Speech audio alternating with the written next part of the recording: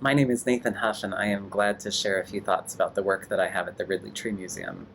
The piece is a large-scale work on paper. It's about 4.5 feet tall by 3.5 feet wide, and it features a variety of painted forms, including stacks of what look like green dishes or bowls, perhaps even a fountain, with some circular forms that are flying off the sides of it.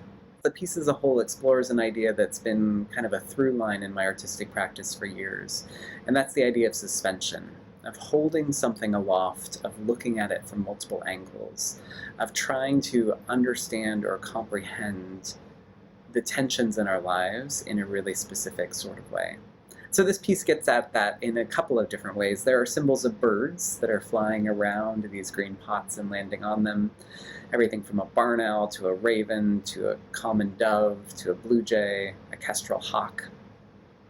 And these owls and these birds are landing in the space, and they're animating the atmosphere a little bit by how they're flying about. This whole situation is precariously balanced on the top of someone's head, and that someone in this case is a self-portrait. I rarely make self-portraits in an explicit fashion, but this one has one. See if I can make the same face at the bottom.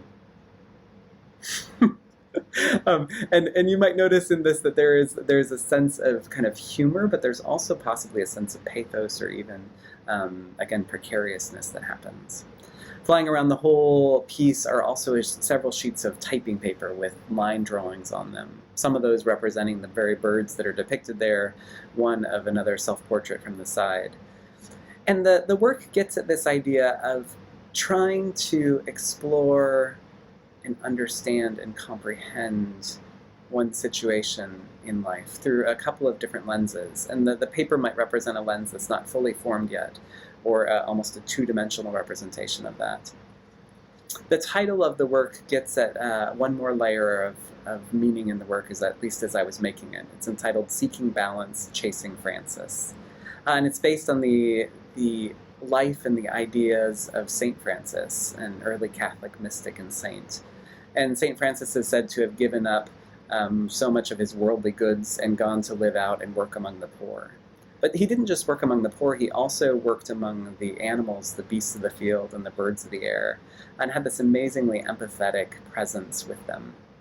And so I included the title of Francis in here as an aspirational as an aspirational reach, if you will, as a self-portrait, of how do we balance the various commitments and challenges in our lives, and how do we seek undercurrents of deep spirituality, of mystery, of an empathy for not just one another, but also for the creatures of the earth.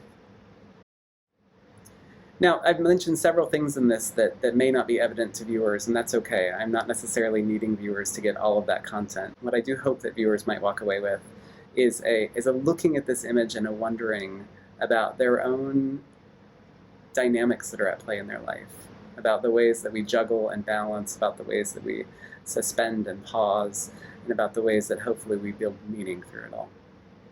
So thank you.